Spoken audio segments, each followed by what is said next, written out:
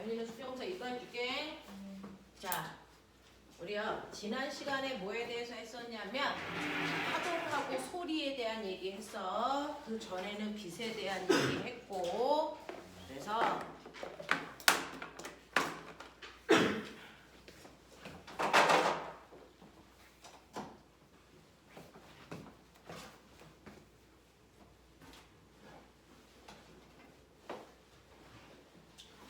자, 우리가 지난 시간에 했었던 게 파동인데요. 파동이라고 하는 건 진동이다. 그 진동이 퍼져나가야 파동이다. 그 파동을 발생시킨 지점을 뭐라 그러냐? 파원. 그렇죠. 그래서 파원에서 발생한 진동이 퍼져 나가는 현상이야. 이거 파동이야. 자, 그 파동이 퍼져 나가는 거죠. 자, 그러면 이렇게 퍼져 나갈 때 실제로 A점에서 B점으로 이동해 온 건 뭐니? 이동하는 건 뭐니? 에너지. 에너지만 이동합니다. 매질은요? 이동하니 안 하니? 안 해요. 그 자리에서 진동만 하는 겁니다. 되겠어? 그래서 이때 에너지가 옆으로 이동하는 거고요. 매질은 절대로 이동하지 않아 라고 하는 거 기억을 해야 된다. 자, 이러한 파동은 소리도 있고 빛도 있고 다양합니다. 이러한 파동을 분류할 수 있다 그래서 파동을 분류할 때 첫 번째 기준 뭘까? 매질이 필요한. 매질이 꼭 필요하니 안 하니 라고 하는 매질의 유무에 따라 나누는데 그 중에서 매질이 꼭 필요하다. 매질이 있을 때만 전달된다. 멋진 말. 탄성. 탄성파. 탄성파에 속하는 게 빛이야 소리야? 소리. 소리만. 매질이 있어야 옆으로 가는 거죠. 그래서 소리는 공기가 없는 진공에서는 소리가 전달되지 않는다라고 얘기를 했어요. 자, 그 다음에 매질이 없어도 전달될 수 있고요. 있어도 전달되고요. 이런 애들을 비탄성파라고 하는데 비탄성파의 대표적인 게 빛이야 라고 얘기했던 거죠. 근데 이건 이제 고등학교 가서 쓸 거고요. 여러분들 중학교 때 쓰는 건 요거죠. 자, 파동 에너지가 진행할 때요. 여기 있는 매질은 어느 방향으로 진동해 라고 할 때 파동 에너지가 진행하는 방향과 나란한 방향으로 진동하면서 가요. 무슨 파? 무슨 파? 나란한 방향으로 진동한다면 종파라고 할 거야 라고 합니다. 자, 그래서 진행하는 방향하고요. 진동하는 방향이 만약에 나란하다면 너는 종파야. 근데 나란하지 않고요. 파동 에너지가 진행하는 방향과 매질이 진동하는 방향이 수직이래요. 자, 이렇게 수직하다면 우리는 뭐라고 할 거니? 이걸 횡파라고 할 거야. 자, 그 중에서 종파의 형태로 전달되는 거 뭐 있어? 종파의 형태로 전달되는 거 두 종류만 기억하라 그랬어. 뭐? 음파하고 초음파하고 피리파. 그렇죠. 피파 이렇게 된다고. 그걸 뺀 나머지를 횡파야 라고 했으니까 빛이 횡파라는 얘기입니다. 자, 그 횡파의 파동의 구조를 보면 파동 에너지가 이렇게 갈 때 매질이 횡파로 진동하는 거니까 수직하게 이렇게 진동해. 자, 그랬을 때 볼록 튀어나온 부분을 뭐라고 한다고? 마루. 쏙 들어간 부분 골. 그래서 마루와 골의 위상이 반복되고 있는 게 횡파 구조예요. 그러면 우리는 이 그림을 통해서 5가지를 찾아낼 수 있어야 되는데 첫 번째 불러. 뭐 알아야 돼? 뭐 알아야 돼? 말해. 5가지 중에 뭐 알아야 돼? 파장의 길이. 파장은 마루에서 그 다음 마루까지의 최단 거리야. 오케이. 그래서 우리 파장 알아야 되고요. 두 번째는 주기. 뭐? 못 따라들었어. 주기는요. 마루에서 마루까지의 최단 시간이에요. 이것도 알아야 돼요. 세 번째. 뭐 할 수 있어? 진동수요. 진동수는 1초 동안에 진동한 횟수로요. 진동수는 반드시 누구와 역수관계? 진동수는 반드시 주기와 역수관계. 그래서 진동수가 궁금하면 주기를 주기를 역수하면 돼. 거꾸로 얘기하면 주기가 궁금하면 얘는 진동수를 역수하면 돼. 라고 얘기해. 예를 들어서 꼬맹아 2초에 10번 진동해. 진동수 얼마야? 5번. 1초 동안 진동을 했으니까 2초에 10번 진동하면 1초에 5번 진동한다는 얘기니까 진동수는 5예요. 맞아? 그럼 주기는?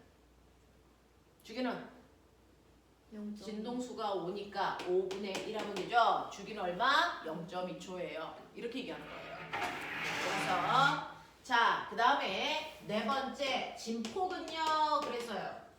진폭은 어떻게 구해? 어디부터 어디까지가 진폭이야? 가운데서 마루까지의 높이 또는 가운데에서 골까지의 깊이야. 절대로 마루에서 골까지로 보시면 안 된다 그랬어. 알겠어? 네. 그 다음에 5번째 속력도 알아낼 수 있어야 돼 라고 하는데 모든 속력은 시간분의 거리죠. 그러니까 파동에서의 속력도 시간분의 뭘로 하면 돼? 거리로 하면 되잖아. 그래서 파동의 속력을 물어보면 주기분의 파장으로 계산하시면 되고요. 주기분의 1이 진동수니까 우리는 파장 곱하기 진동수로 계산해도 똑같은 속력 구할 수 있어. 자, 근데 이러한 속력은 뭐가 결정해? 어떤 파동은 속력이 빨라졌다 느려져요. 어떤 애는 느려졌다 빨라져요. 파동의 속력은 뭐 때문에 바뀝니까? 안 배운 것 같은 느낌인데? 파동의 속력은 그래서 뭐에 의해서 바뀌냐면 파동의 속력이 바뀌니까 빛이 공기 중에서 물속으로 들어갈 때 꺾여 들어가잖아요. 속력이 바뀌었으니까 그런 거잖아요. 되겠어? 파동의 속력은요. 반드시 매질의 상태와 성질에 의해서 파동의 속력이 결정되어 그 중에서 여러분들이 알고 있는 소리라고 하는 건 어떤 상태의 매질을 통과할 때 제일 빠를까요? 고체. 입자가 빽빽한 고체 매질을 통과할 때 속력이 제일 빠르고 그 다음 액체고 그 다음 기체고요. 소리는 진공을 통과할 수는 없고요. 됐어? 자, 그리고 소리는요. 같은 기체라도 어떤 기체를 통과할 때 더 빠르다? 네. 더운 공기를 통과할 때 속력이 찬 공기를 통과할 때 속력보다 훨씬 빨라. 그래서 낱말은 새가 듣고 반말은 쥐가 듣는 거야. 공기 높이마다 공기의 온도가 달라서 그래 라고 얘기를 했지. 자, 그러면 파동은요. 느린 매질 쪽으로 꺾였을까? 빠른 매질 쪽으로 꺾였을까? 느린 매질 쪽으로 꺾이는 거야. 그럼 꼬맹아, 낱말은 새가 들었다는 건 낮에는 소리가 어디로 휘었다는 거야? 위로 휘었다는 거지. 그럼 위로 무슨 공기가 있다는 얘기야? 위로 찬 공기. 느린 매질 쪽으로 꺾이니까. 알겠어? 네. 그래서 원래 소리가 이렇게 가야 되는데요. 낮에는 위에가 찬 공기라서요. 소리가 위쪽으로 이렇게 떠요. 알겠어? 그래서 같은 위치에서 여기서 들려야 되는 소리가 여기서 들리기 때문에 낮말은 새가 들어 이렇게 얘기했죠. 근데 밤말은 쥐가 듣는다는 건 밤에는 찬 공기가 아래쪽에 있어서 소리가 이렇게 휜다는 얘기예요. 알겠어? 이런 얘기들. 그래서 파동의 속력을 결정하는 건 매질이다 라고 하는 거고요. 그러면 빛은요? 빛은 어떤 매질을 통과할 때 제일 빨라? 아무것도 없는 진공을 통과할 때 제일 빠르고 그 다음 기체고 액체고 고체야 라고 했던 거 기억나지? 이렇게 하면 돼. 자, 그 다음에요. 물결. 자, 물결은요. 어떤 물을 통과할 때 더 빠를까요? 라고 하면 사실은 물은 그 밑에 수심이 다 달라. 그래서 어떤 곳은 수심이 깊고요. 어떤 곳은 수심이 얕아요. 근데 물결이 일어나서 출렁일 때요. 그래서 사실은 표면만 물결이 일어나는 게 아니고 그 밑에 속까지 물결이 발생합니다. 근데 수심이 얕으면 금방 땅이랑 부딪혀서 파동이 못 밀고 나가요. 그래서 속력이 느려지는 거예요. 그래서 파도는 여러분들이 알고 있는 물결은 깊은 물에서의 속력이 얕은 물보다 훨씬 더 빨라요. 이런 얘기야. 되겠어? 자, 이때 물결이 쳤을 때 같은 위상, 마루는 마루끼리, 마루는 마루끼리 같은 위상끼리 선으로 연결해 놓은 걸 우리가 뭐라 그러냐면 이걸 파동의 얼굴 파면이라고 하는데요. 됐어? 이거 파면이라고 해. 자, 파면에서 파면 사이의 간격이 뭘까요? 마루에서 마루까지의 거리니까 뭘까요? 파장, 파장, 거리니까 파장이야. 우리 파장을 남도라고 쓰거든. 자, 근데 파장을 보니까 점점 파장의 길이가 짧아져. 자, 이 얘기는 속력이 점점 느려지고 있어요. 이런 뜻이야.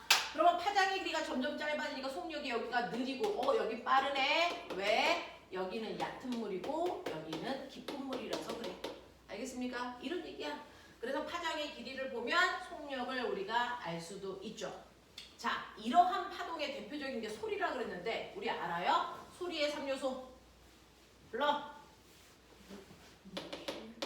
소리의 3요소는요 지금 얘기한 것처럼 소리의 높낮이가 있어요. 또 그렇죠. 소리의 크기라고 하는 소리의 세기가 있어요. 또요.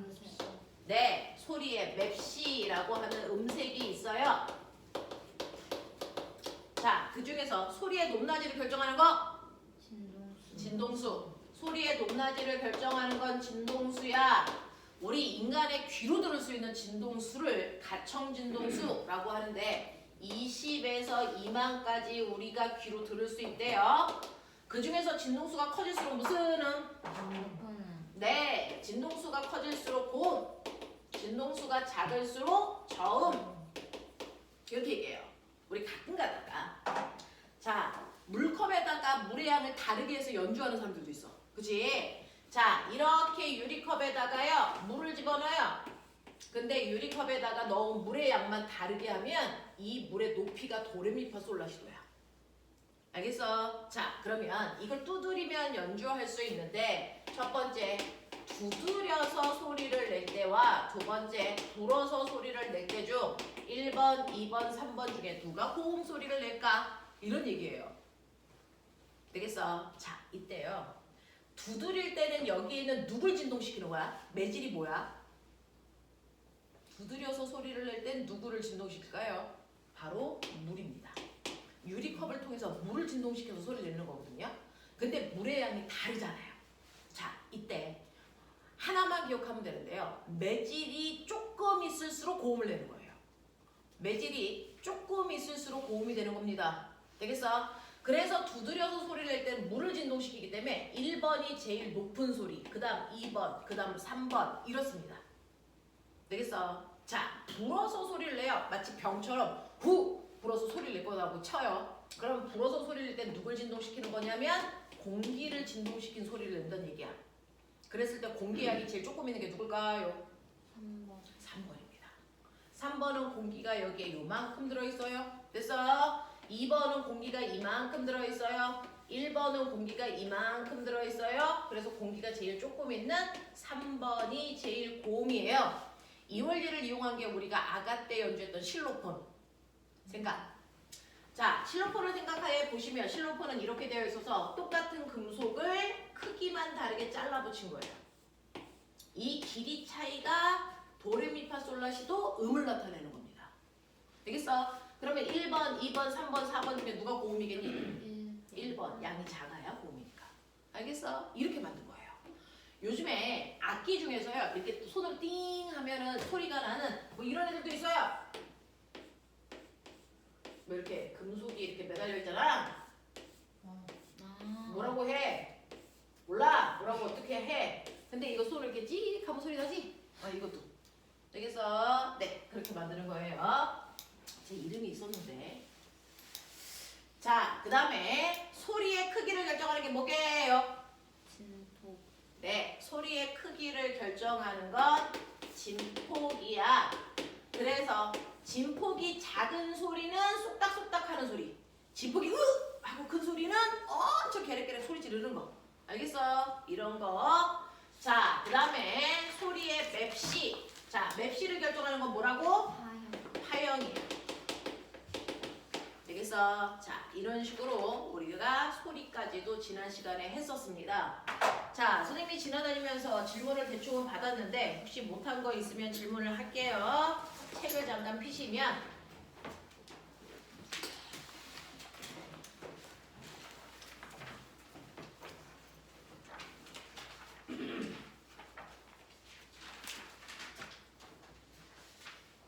자, 115 질문 116, 117 질문 118, 119 질문 20, 21 질문 22, 23 질문 24, 25 질문 다 돼? 정말이야? 다 되는 거 확실해? 자, 다음 주에 학교 가서 학사 일정 알아보시고요. 중간고사 날짜 확인해 주셔야 됩니다. 다음 주에 학교 가면 학사 일정 나오겠죠. 중간고사 날짜 확인해 주시고요. 과학 시험이 있는지 확인해 오세요. 자, 선생님이 이제 다음 주부터 2학년 아니 요번 주부터 2학년 1학기 마지막 단원 이거 할 건데 다음 주면 이제 끝나요. 그러면 2학년 2학기 내용 들어갈 거거든요. 그래서 빠른 속도로 혹시 학교가 미쳐서 2학년 2학기 시험 범위를 먼저 할까봐. 가끔가다 골 때리는 학교들이잖아요. 자, 그럴까봐 선생님이 빠른 속도로 일단은 2학년 1학기까지는 다음 주까지 해서 다 끝내줄게요. 자, 잠깐 동안 요거 잠깐 풀죠. 자, 소리와 파동에 대한 얘기입니다.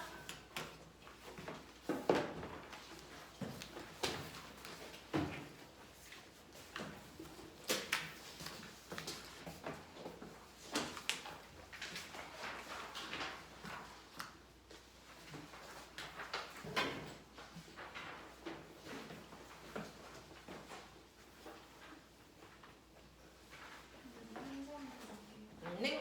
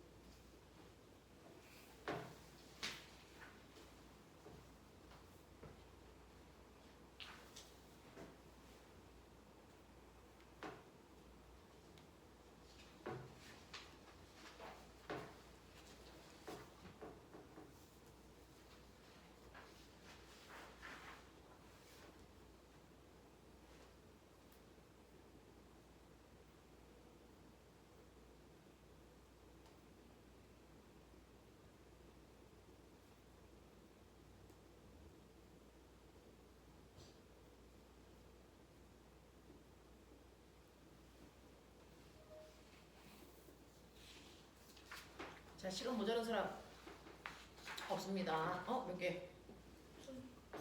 네, 2분 안에 해결.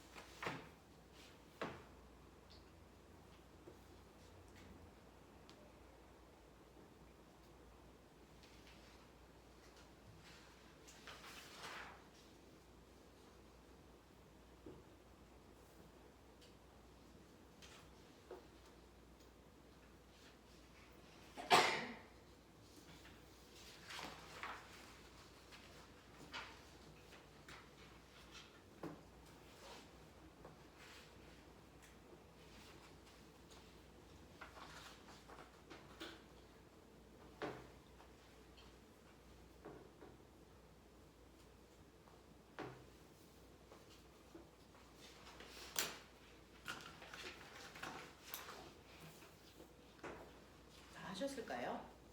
네, 다 불러드리도록 하겠습니다.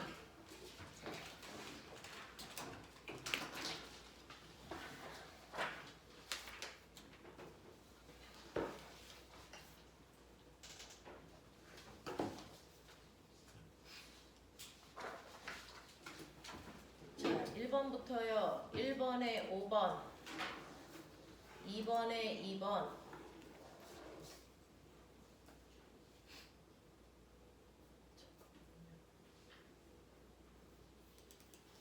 3번에 3번, 4번에 5번. 이거 쓰는데 3번에 다 두 개라고 돼 있는.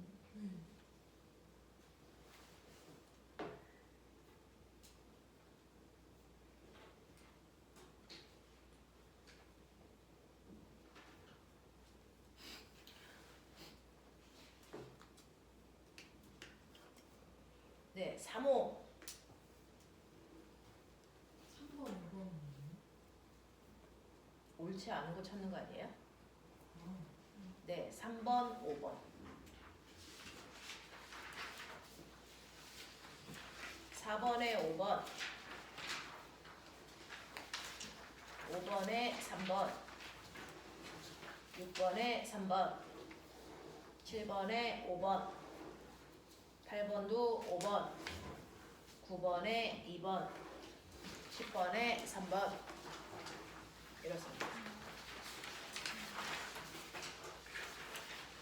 빠진 개수 확인.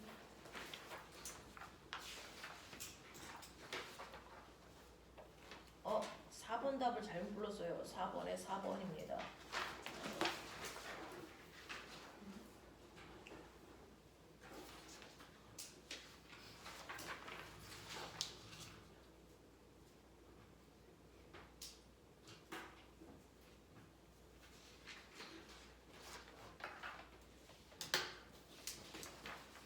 자, 문제가 조금 어려웠죠? 자, 빠진 개수 확인하시면 10문제였습니다.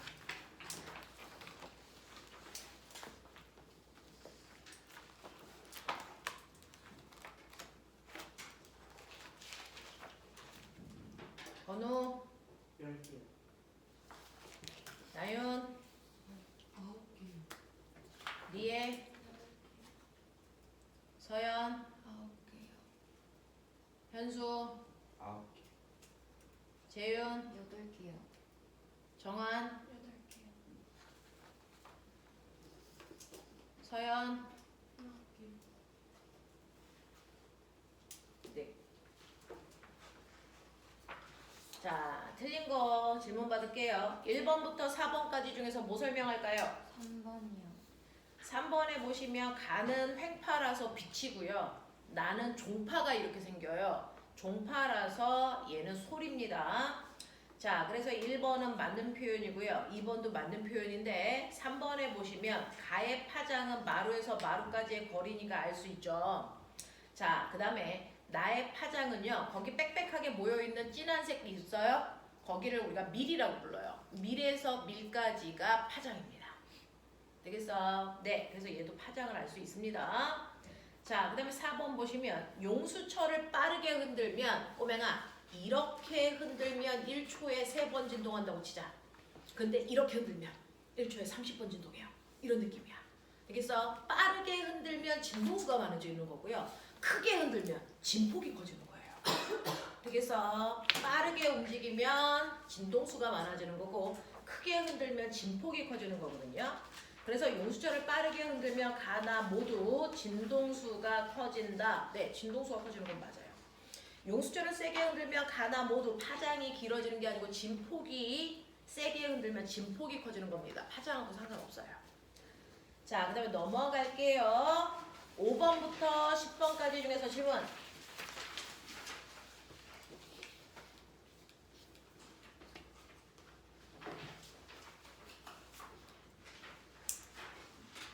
괜찮습니까?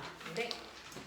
자, 여기까지가 지난 시간에 했던 거고요. 자, 오늘 하셔야 되는 것 중에 꼬맹아 이제 드디어 우리가 원소 이거 하면서 주기율표라는 걸 하셔야 되거든요. 이걸 이제 뒤로 좀 넘기시면 선생님이랑 앞으로 모든 시간에 오자마자 이거를 테스트를 봅니다.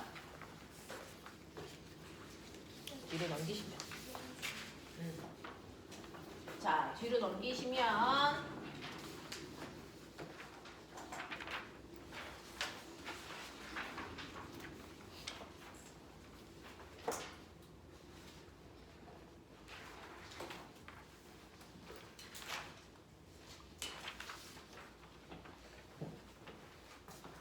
사연이 10초. 네, 좀.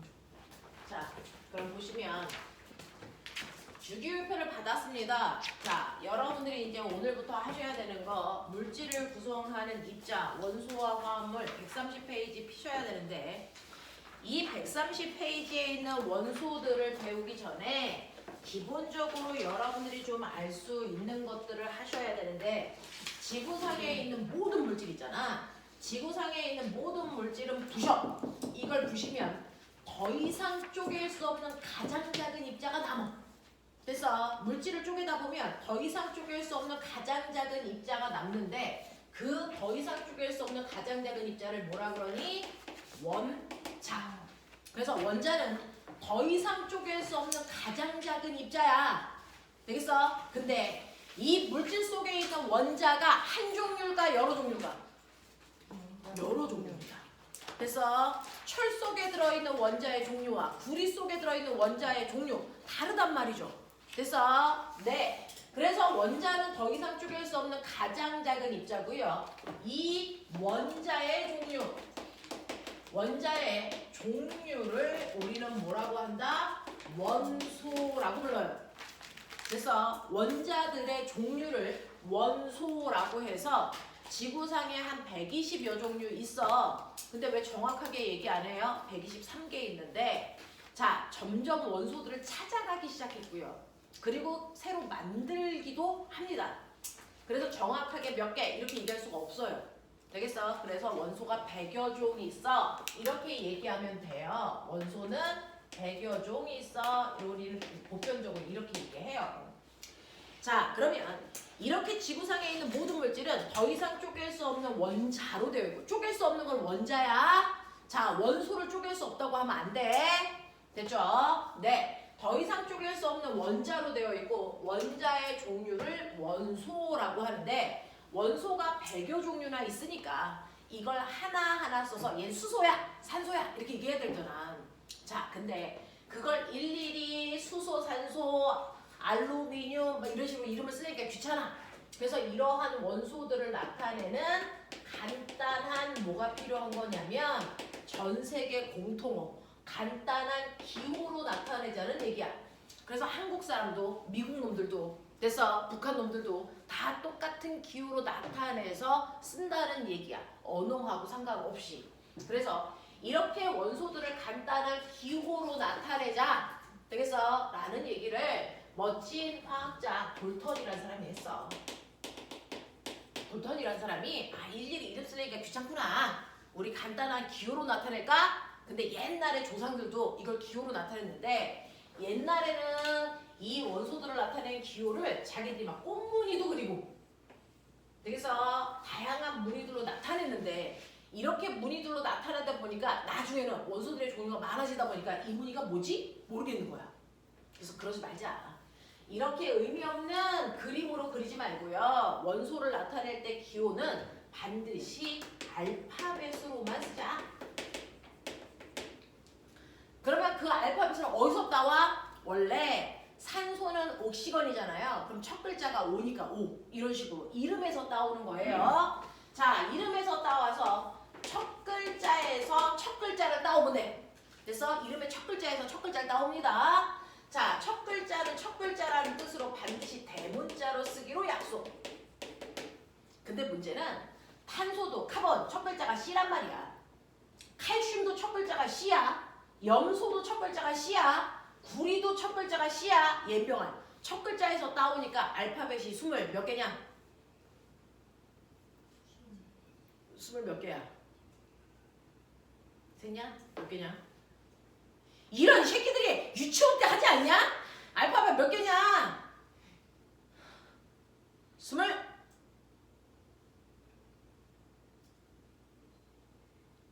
그렇게 많지는 않을 텐데.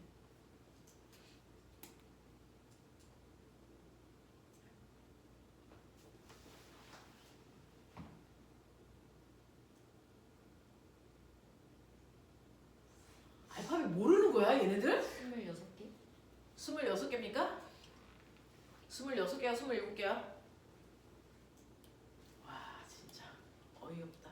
세보십시오. 26개든 27개든 될 거인데 그러면 그거 가지고 100여 종류의 원소들을 나타낼 수는 없잖아요.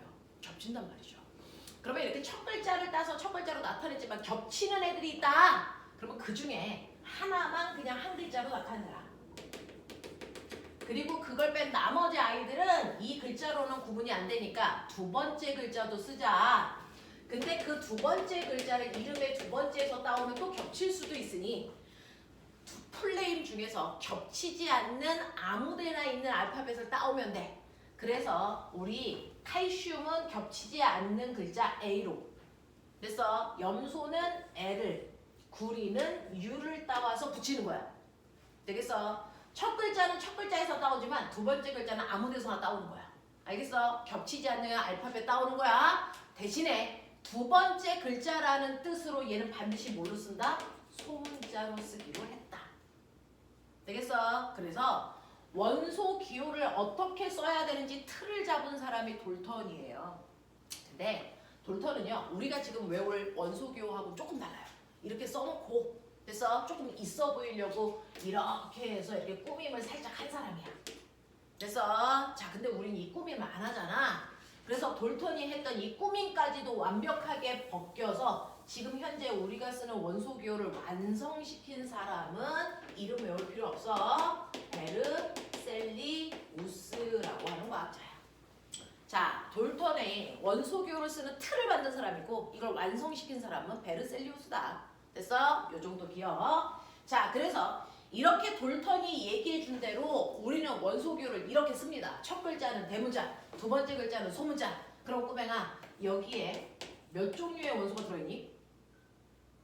이게 어떤 물질을 구성하는 원소들을 나타낸 거야. 몇 종류의 원소 있어요? 세 종류죠. 어떻게 알았어요? 대문자 3개. 네, 대문자의 개수를 세면 돼요. 이 A라는 원소가 뭔지 B라는 원소가 뭔지 D라는 원소가 뭔지 몰라요. 하지만 대문자의 개수만 보면 이 하나의 물질 속에 원소가 세 종류 있다는 건 누구나 알 수 있죠. 이게 약속을 지켰기 때문에 가능한 겁니다. 만약에 이렇게 써져 있다. 이 안에 원소 몇 종류 있다는 얘기니? 두 종류죠. 대문자가 2개 있으니까. 되겠어? 그 중에서 얘는 A, B라는 원소와 D라는 원소가 되어 있구나. 되겠어? 이렇게요. 또는 A, B, D 이렇게 쓰면 이 안에 몇 종류? 두 종류. 그렇죠. 하지만 이때는 A라는 원소와 BD라는 원소가 따로 있는 거구나. 이렇게 할 수 있죠. 그래서 과학은요. 우리가 정해놓은 약속을 끊임없이 지켜줘야 됩니다. 되겠어? 네. 그래야 그 안에 있는 의미를 누구나 다 해석할 수 있는 거죠.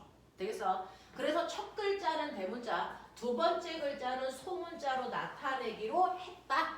자, 그래서 100여 종류의 원소들을 우리는 알 수 있다.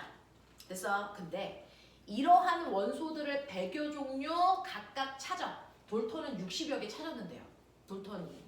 그 60여 개의 원소를 찾으면서 각각의 원소마다의 돌토는 되게 됐어. 세심한 사람이라 각각의 원소마다의 특징을 옆에다 다 적었어. 그랬더니 원소들이 크게 두 덩어리야. 됐어? 네. 비슷한 성질을 가지고 있는 애들끼리 묶였더니 원소가 크게 두 분류로 나눌 수 있어. 그 원소를 분류한 사람도 돌턴인데요.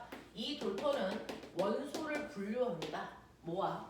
금속이라는 것과 금속이 아닌 것. 자, 금속이 아니니까 뭐라 그러게 돼요? 비금속. 이렇게 얘기한 사람이에요. 자, 그 중에서 어떤 걸 금속이라고 돌턴은 얘기했습니까? 처음으로 금속을 정의한 사람인데 금속은요. 여러분들 선생님 손가락에 있는 얘가 금속이거든요. 얘는 보시면요. 됐어? 광택이 나요. 맞아요? 자, 이렇게 금속은 금속만의 광택을 가지고 있고 그리고 열과 전기를 빨리빨리 옆으로 전달해. 됐어? 라고 하는 열, 전기, 전도도가 크다. 그리고 됐어? 자, 우리는 유리를 망치로 꽝 하고 부시면 부서집니다. 근데 금속은 망치로 두드린다고 해서 부서지는 게 아니고 오히려 얇게 펴집니다. 됐어? 자, 그래서 금속은요. 이렇게 압력을 가하면 얇게 펴지는 전성을 가지고 있어. 그리고 자, 금속은요. 철사처럼 가늘고 길게 무한히 뽑아낼 수 있어. 그걸 연성이라고 합니다. 되겠어?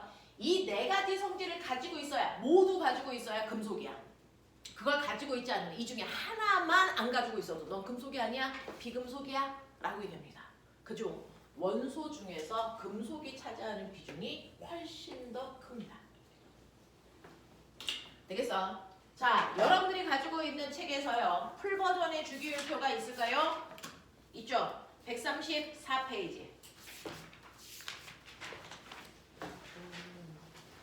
134페이지의 풀버전의 금속들 그 주기율표들이 나와 있습니다. 자, 거기서 1번부터 20번까지 한번 눈으로 보세요.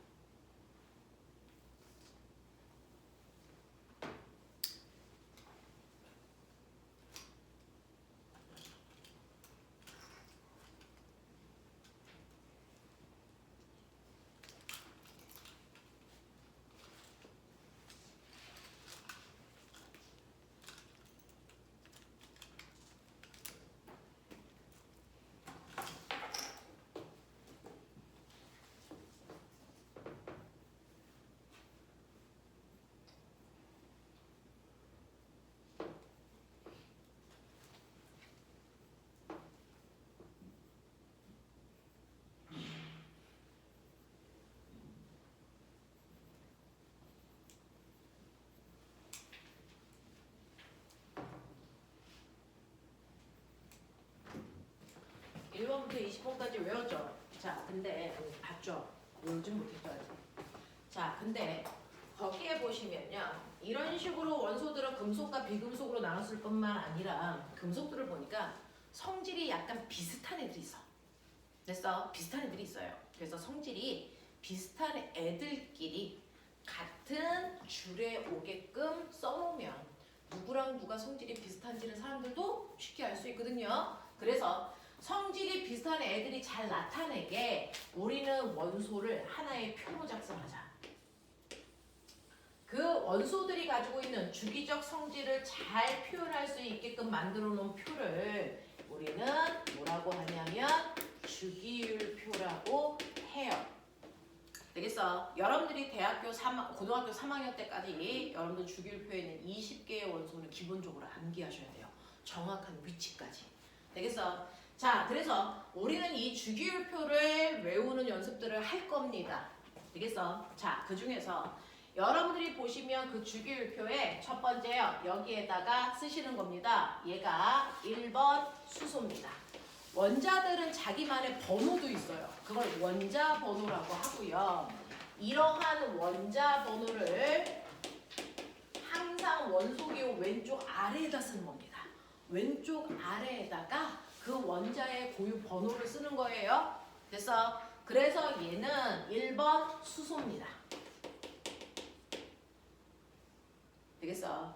자, 그리고 두 번째 얘가 원자 번호 2번인 He2라고 쓰고 헬륨이라고 해. 헬륨 어디에 쓰게? 풍선. 네, 헬륨 풍선 속에 들어가 있죠. 되겠어? 수소는 어디에 쓰게?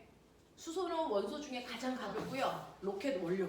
로켓에 돼서 네, 추진장치. 연료로 주로 쓰는 겁니다. 자, 그 다음에 여러분들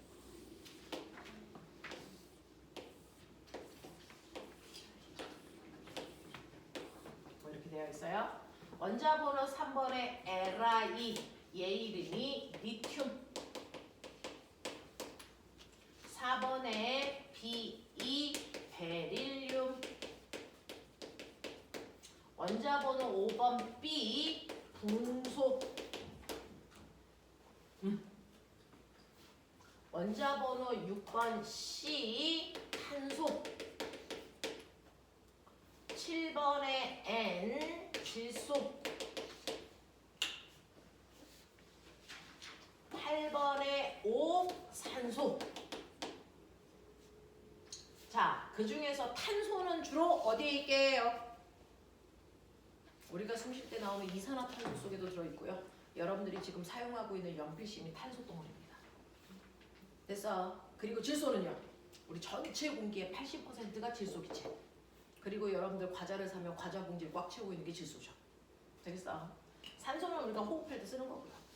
자, 그 다음에 원자 번호 9번은 F의 이름이 플루오린이래요. 플루오린.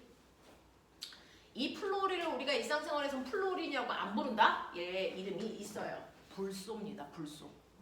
그래서 치약 속에 있는 그 불소 치약. 되겠습니까? 바로 플루오린이라고 하는 거야. 원자 번호 10번은요. Ne 이렇게 쓰고 네온. 그래서 여러분들 네온 사인 간판에 들어있는 게 얘입니다. 얘는 온도에 따라 색깔이 막 바뀌어서 간판 색깔이 바뀌는 겁니다. 자, 그 다음에 원자 번호 11번 Na라고 쓰고 나트륨.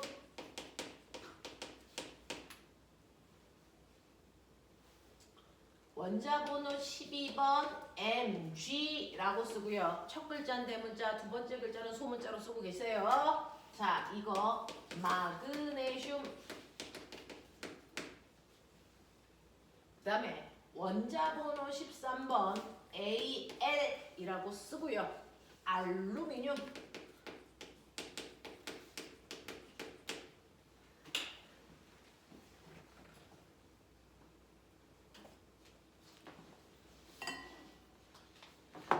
나트륨은 주로 어디 들어있게요?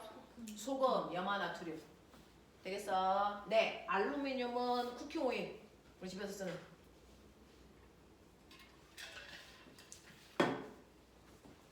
자, 14번은 SI. 얘 이름이 규소야. 우리 기억나? 지각을 구성하는 대표적인 원소에는 산소 규소가 있어. 그 새끼야. 주로 유리 만들 때 쓰고 모래에 주로 있고 반도체 만들 때 쓰고. 그래서 규소의 원래 그 규소를 다른 이름으로 실리콘. 그래서 실리콘밸리. 되겠어? 그 얘기하는 겁니다. 자, 원자 번호 15번 P라고 쓰고 인이라고 읽어요. 인. 16번 S라고 쓰고 황이라고 읽어요. 인하고 황은 불이 엄청 잘 붙어. 그래서 성냥 그 머리에 있는 거 있지? 걔네들이 인하고 황이야. 화약 만들 때 주로 쓰는 아이들이야. 자, 그 다음에 17번이 Cl. 얘가 소금에 나트륨과 같이 들어있는 염소라는 아이입니다. 염소. 그 다음에 18번에 AR. 소리 나는 대로 그대로 읽으면 돼요. 아르곤. 아르곤은 주로 어딨냐면 형광등 안에 꽉 채워놓은 충전가스가 아르곤입니다. 자, 19번에 K. 칼륨. 20번에 CA. 칼슘. 칼슘이 뼛속에 있는 거 알죠? 그래서 칼슘이 빠져나오면 골다공증 걸려요. 그래서 칼슘 많이 들어있는 우유 먹어야 돼요. 뭐 이런 거죠. 자, 여기까지 20번까지는 필수입니다. 그래서 여기까지를 순서대로 외우면 되는데 그 중에서 꼬맹아 여기다가 뻑큐 이렇게 그려. 이 중 얘네들이 우리가 외운 20개 중에 얘네들이 금속입니다. 그래서 우리가 외운 20개 중에 금속인 아이, 아까 말씀드린 광택이 있어야 돼, 열, 전기, 전도도가 좋아야 돼, 전성 있어, 연성 있어 라고 하는 금속이 비금속보다 훨씬 많은데 우리가 외운 20개 중에 금속은 조만큼밖에 없다. 그래서 항상 뻑큐까지 해놓으세요. 금속, 비금속을 꼭 구분해야 되거든요. 되겠어? 그래서 요만큼이 바로 금속 원소구나 라고 하는 거 기억해 둡시다. 자, 그래서 이 20개를 여러분들이 외우셔야 됩니다. 지금부터 5분 드립니다. 최대한 외울 수 있는 만큼.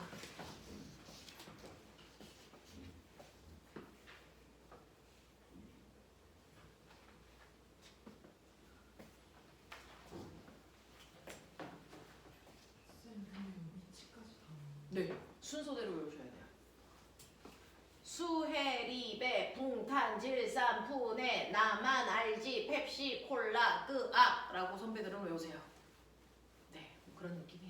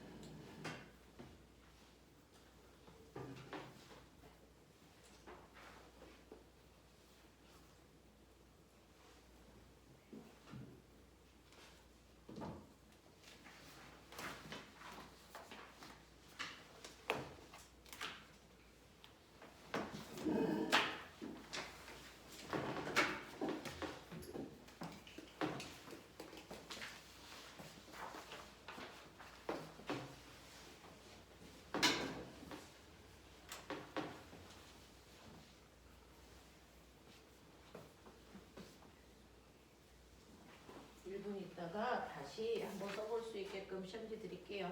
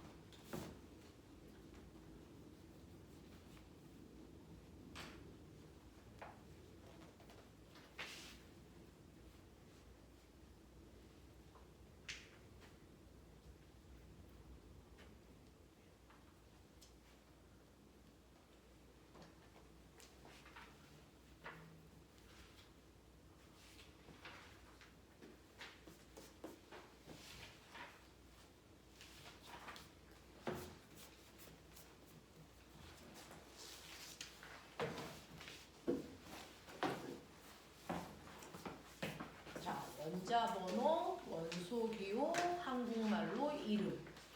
그래서 네, 한번 연습해 볼게요. 한 번에 다 못 외워요. 그래서 이제 앞으로 매주 와서 오자마자 이거부터 쓸 거거든요. 그래서 오늘은 그냥 외운 데까지 한번 연습.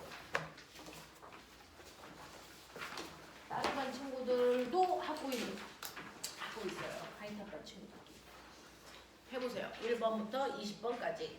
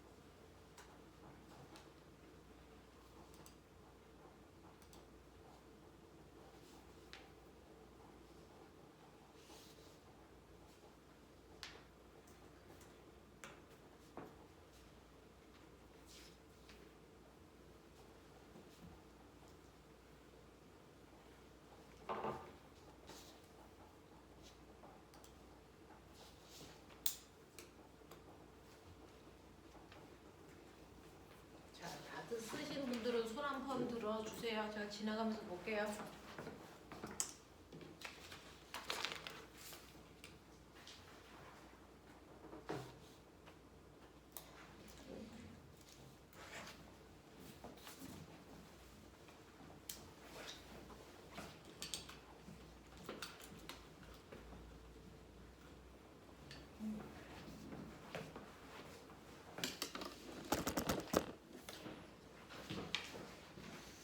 그리고 뻑큐 해줘야 돼.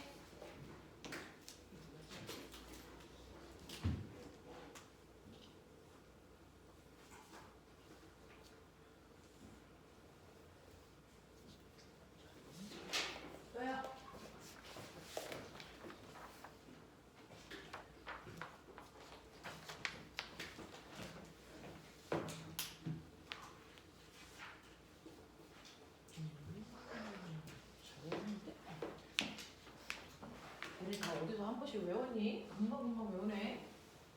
또요. 다 된 사람.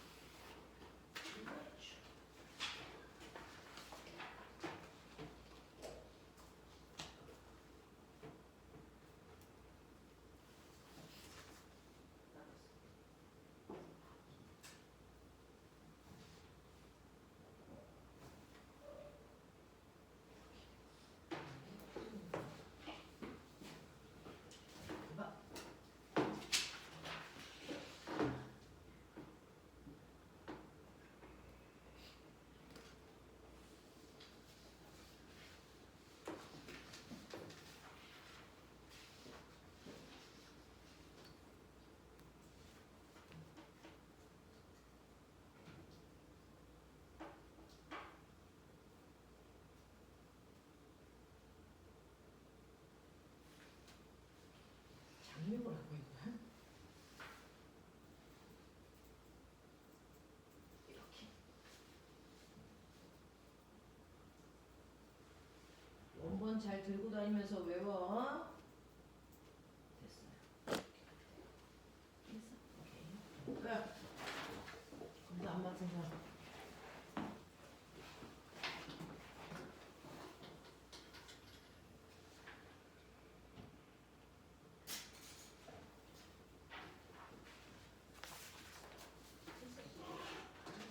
네, 이렇게요. 자, 그래서 이렇게 20개는 여러분들이 기본적으로 암기하시는데 학교에서는 주기율표로 암기하지 않고 그냥 이렇게 외워요. 근데 여러분들이 고등학교에 가보시면 알겠지만 주기율표 상의 위치로 그 아이의 특성을 분석하거든요. 그러니까 한 번 외울 때 주기율표로 외우시는 게 두 번 다른 일을 안 해도 됩니다. 그래서 한 번에 외울 때 그렇게 외우시면 되는 거야. 자, 그러면 이러한 원소들이요. 그래서 이렇게 성질이 비슷한 애들끼리 같은 줄에 오게끔 나열한 걸 주기율표라고 한다. 자, 그러면 꼬맹아 들어는 도 주기율표에 보면 가로줄이 있어요. 자, 주기율표에 보면 가로줄이 있는데 이 가로줄을 우리가 뭐라 그러냐면 주기라고 불러요. 그래서 첫 번째 가로줄을 일주기 원소 이렇게 불러요. 그러면 일주기 원소에 속하는 아이는 수소와 헬륨밖에 없구나 이 얘기예요. 두 번째 가로줄은 2주기 원소, 세 번째 가로줄은 3주기 원소 이런 식으로 갑니다. 우리는 지금 20개밖에 안 해오니까 간편 버전의 주기율표를 보여드린 거지만 아까 책에 있는 풀 버전을 보시면 이 가로줄인 주기는 1주기부터 7주기까지 7줄이 있습니다. 그 중에서 우리는 4줄까지만 외운 거죠. 알겠어? 자, 그리고 세로줄을 우리가 뭐라 그러냐면 같은 세로줄을 우리가 가족 족자를 써서 족이라고 해요. 그래서 첫 번째 세로줄에 있는 아이들을 1족 원소들 이렇게 불러요. 두 번째 세로줄에 있는 아이들을 우리가 2족 원소, 두 번째 가족들 이런 뜻이에요. 자, 그런가 하면 세 번째 가로줄에 있는 아이들이 3족 원소가 아니고 얘네들이 13족 원소. 그 다음 14족, 15족, 16족, 17족, 18족 이렇게 됩니다.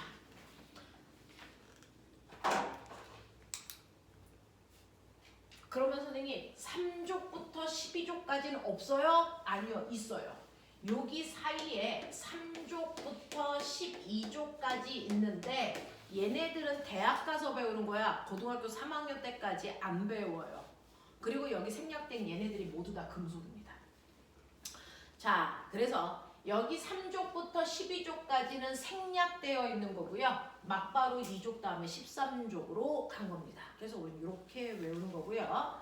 그래서 세로줄을 우리가 뭐라 그러냐? 세로줄을 가족 족자 써서 족이라고 한다.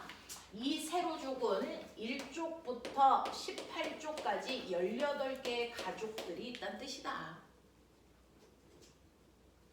입니다. 자, 그럼 그 중에서 아까 선생님 말씀드렸는데 같은 줄에 있는 애들끼리는 성질이 비슷해. 가로줄일까요? 세로줄일까요? 같은 줄에 있는 애들은 성질이 비슷한 애들이야. 누굴까요? 바로 세로줄입니다. 가족 족자를 그래서 쓴 겁니다. 가족처럼 비슷하네? 이런 뜻이에요. 그래서 같은 세로줄에 있는 아이들끼리 화학적 성질이 뭐하다? 비슷한 아이들의 모임이다. 그래서 왠지 몰라도 여기에 리튬 있었고요. 그 밑에 나트륨 있었고요. 그 밑에 칼륨 있었어요. 그 다음에 금속 있고 마그네슘 있고 칼슘 있어요. 얘네들끼리 성질이 비슷하다는 얘기야. 되겠어? 자, 여기에 헬륨 있고 네온 있고 아르곤 있어. 너네들끼리 성질 비슷하구나. 이런 애들이야. 어떤 성질이 있는지 몰라도 얘네들끼리 성질 비슷하겠구나. 이런 얘기입니다. 그래서 화학적 성질이 비슷한 아이들끼리의 모임을 같은 세로줄에 표현하고 우리는 이걸 족이라고 한다. 그 중에서 여러분들은 1족과 18족을 외워라 라는 얘기입니다. 되겠어? 그게 시험범위니까. 되겠냐? 자, 그래서 같은 세로줄에 있는 아이들을 가족이라고 하는 거구나. 근데 꼬맹아, 딱 하나 불순물이 들어갔어. 같은 세로줄인데 그래서 성격이 비슷하지 않은 애가 딱 하나가 껴있어. 누구냐면 바로 1족입니다. 1족에서 선생님이 아까 뻑큐해라고 했었지. 자, 뻑큐가 어떻게 되어 있어? 이렇게 되어 있는 거 기억나? 그랬을 때 얘 빼고 이런 뜻이죠. 여기서 1족 원소는요. 그래서 수소와 성격이 같지 않습니다. 그래서 수소를 뺀 나머지 1족 원소들끼리 성질이 비슷하다는 얘기야. 되겠어? 그래서 1족 원소들은요. 반드시 언제나 늘 수소는 제외하고 얘기하는 거야. 그래서 수소를 뺀 나머지 아이들을 부르는 별명이 있어. 이거 알칼리 금속 원소예요. 이렇게 얘기해요. 알칼리 금속. 그래서 수소를 뺀 나머지가 알칼리 금속. 옛날에는 알칼리라고 했는데 요즘은 염기성이라고 부르죠. 자, 1족 원소들은 모두 다 염기성 금속 원소예요. 알겠어? 이 얘기입니다. 알칼리 금속 원소들의 모임입니다. 자, 이 1족 원소들은요. 수소를 뺀 나머지 리튬, 나트륨, 칼륨 이 새끼들은요. 자, 금속인데요. 금속의 특징. 이제 우리 알죠? 금속은 이래야 돼. 되겠죠? 자, 그럼 꼬맹아 나 물어볼게. 금속은 단단해야 되니? 전혀 상관없죠. 저기 단단해야 금속이라 조건 없죠. 알겠어요? 자, 1족 원소는요. 여러분들 케이크 자르는 플라스틱 칼 있죠? 그걸로 잘립니다. 그걸로 잘린다고요. 손톱으로 긁으면 긁힌다고요. 그래서 1족 원소에 해당되는 알칼리 금속 원소는 대단히 물은 금속입니다. 엄청 물어요. 자, 여러분들 미술 시간에 쓰는 석고상 알죠? 그 석고상보다도 훨씬 약해서 손톱으로 긁으면 쭉쭉 긁힙니다. 그래서 플라스틱 칼로도 이 1족 원소들이 막 잘려요. 그래서 케이크보다도 더 잘 잘린다고요. 되겠냐? 대단히 물은 금속이에요. 대단히 물은 금속이다. 알겠어? 자, 근데 얘는 또 무르기도 하지만 어떠냐면요. 자르고 나서 잠깐 놔두면 금속이 금방 공기 중에 있는 산소와 결합해서 녹습니다. 자, 맨 처음에는 잘랐을 때 그 면이 금속 광택, 이 광택이 있어서 반짝반짝하다가 시간이 한 20분, 30분 지나면 산소와 엄청 빠르게 결합해서 까맣게 바뀝니다. 알겠어? 그래서 일족 원소들인 알칼리 금속은 산소와 반응성이 크다라고 과학에서는 얘기하는데 여러분들은 쉽게 녹슨다라고 기억하시면 되죠. 쉽게 녹쓰는 성질을 가지고 있어요. 그래서 산소와 엄청 빠르게 결합합니다. 자, 그 다음에 세 번째는요. 산소와 빠르게 반응할 뿐만 아니라 물과 반응성이 커요. 무슨 말이냐면 물속에다가 일족 원소인 알칼리 금속을 넣잖아요. 그럼 거의 발포 비타민처럼 미친듯이 기포를 내면서 막 녹아버려요. 되겠어? 그게 물과 반응성이 크다는 얘기입니다. 그래서 물에 넣자마자 금속이 미친듯이 녹습니다. 물에 녹는 금속 특이하죠. 자, 근데 미친듯이 물에 넣으면 녹는데 그 녹을 때 막 기포가 생겨. 무슨 기체가 발생한다는 얘기죠. 무슨 기체가 발생하냐면 수소 기체가 발생합니다.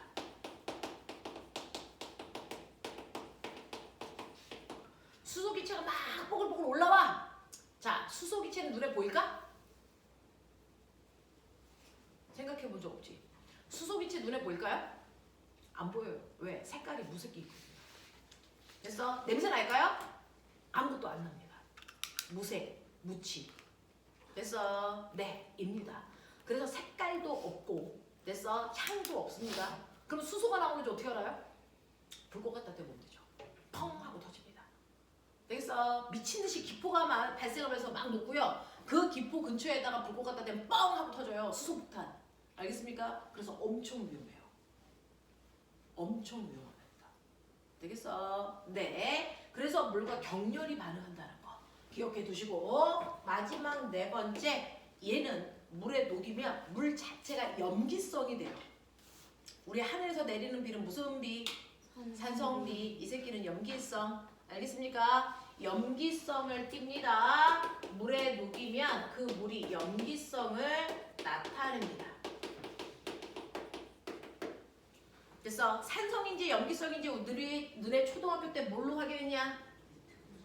지시야. 됐어? 리트머스 종이, 페노프탈레인, 뭐 이런 것들. 그죠? 네, 그런 것들을 집어넣으면 색깔이 바뀌는 걸 통해서 염기성이라는 걸 알 수 있죠.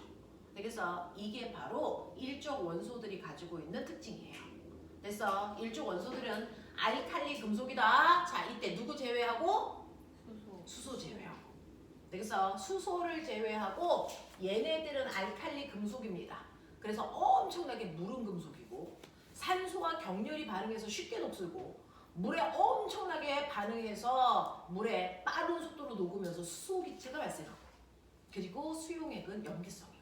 알겠습니까? 이렇게 되는 성질을 가지고 있는 게 바로 알칼리 금속 원소입니다. 되겠어? 자, 이때 잊지 마세요. 수소는 제외한다. 되겠죠? 자, 그런가 하면 18쪽이요. 그런가 하면 18쪽 원소는 어때요? 라고 얘기하는 겁니다. 18쪽 원소의 별명이 있다?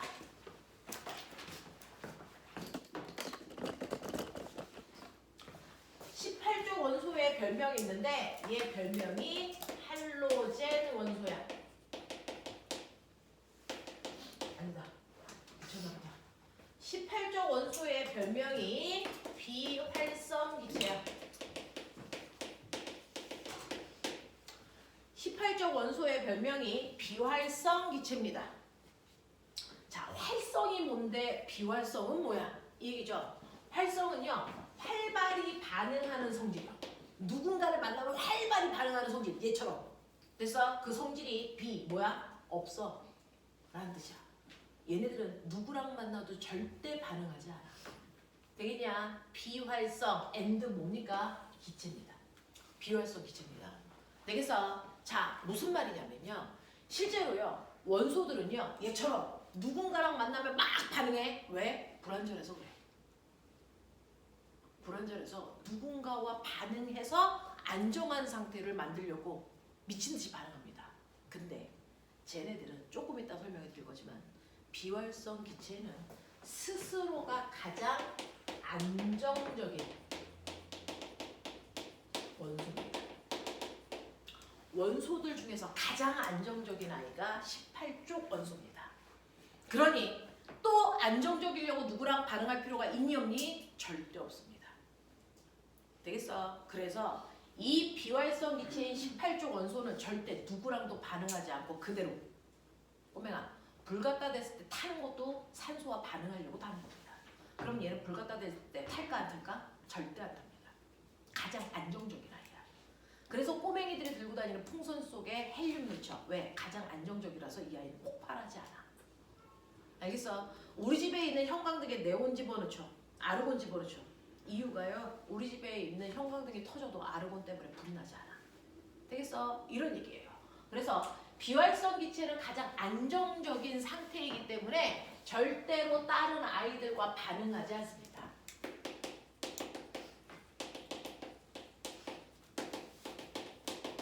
그러면서 얘는 지구의 평균 온도를 멋진 말로 상온이라고 하죠. 상온에서 무슨 상태? 기체 상태로 존재하고요. 나중에 말씀드리겠지만 수소기체, 산소기체는 불완전해서 자기 원소들끼리 결합을 해서 수소기체, 산소기체 이렇게 쓰거든요. 근데 18쪽은요 완벽하니까 자기랑도 반응하지 않아요. 그래서 헬륨기체 그냥 이렇게 써요. 그래서 네온기체, 아르곤기체 이렇게 됩니다. 그래서 그냥 원소교 그 자체가 물질입니다. 새로운 식이 없습니다. 그래서 가장 안정적인 상태가 18쪽이다. 그래서 18쪽을 우리가 비활성 기체라고 한다. 알겠습니까? 이렇게 됩니다. 자, 그러면서 저 하나. 그러면 지구상에 있는 물질을 금속과 비금속으로 나눈다 그랬죠? 그럼 금속은 상온에서 무슨 상태야? 고체. 자, 금속은 상온에서 고체 상태죠. 그렇죠? 네. 금속이라고 하는 애는 상온에서 무슨 상태냐면 기체 상태 아니 고체 상태예요. 근데 딱 하나 마탱이가 안에가 있어. 금속인데 고체가 아니래. 딱 하나만 예외적으로 액체 상태로 존재하는 금속이 있다. 누구게? 수은이죠. 온도계에 들어있는 수은의 원소들 이렇게 씁니다. Hg. 그래서 수은만 액체 상태로 존재하는 금속입니다. 수은만 액체 상태로 존재하는 금속이더라. 자, 그럼 선생님 금속들은 그럼 99% 고체란 얘기네요? 맞아요. 수은 빼고 다 고체입니다. 됐어? 그럼 비금속은요? 비금속은요 상온에서 보편적으로 고체와 기체로 존재합니다. 그중 18쪽이 대표적으로 기체로 존재하는 애들이고요. 그래서 비금속도 고체 아니면 기체로 존재합니다. 근데 딱 하나 예외적으로요. 액체 상태로 존재하는 비금속이 딱 하나 있어. 마치 금속처럼. 자, 누구냐면 Br이라고 쓰고 브로민이라고 합니다. 얘만 액체 상태로 존재하는 비금속 원소입니다. 그래서 보편적으로 액체 상태로 잘 안 존재한다고요. 고체 아니면 기체로 존재한다고요. 되겠어? 여기까지 되겠습니까? 자, 그래서 너네가 가지고 있는 책에서 여러분들이 가지고 있는 책에서 보시면요. 그래서 네, 책에서 보시면 135페이지요. 135페이지에 11번 빼고요. 12번부터 15번까지 하세요.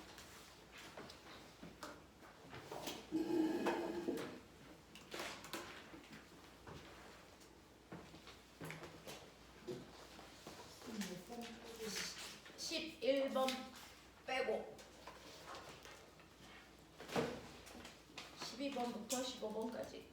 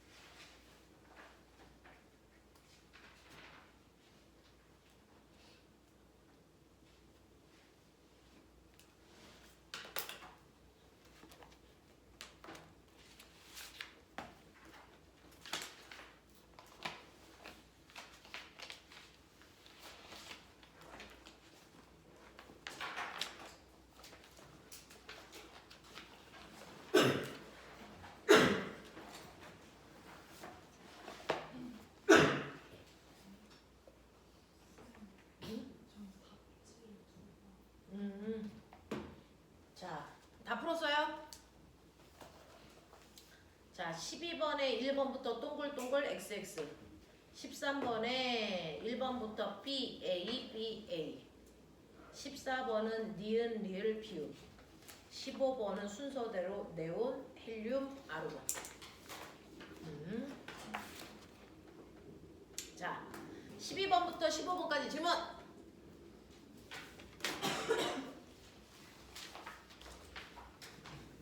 괜찮아? 괜찮아? 네. 10분만 끌었다가요.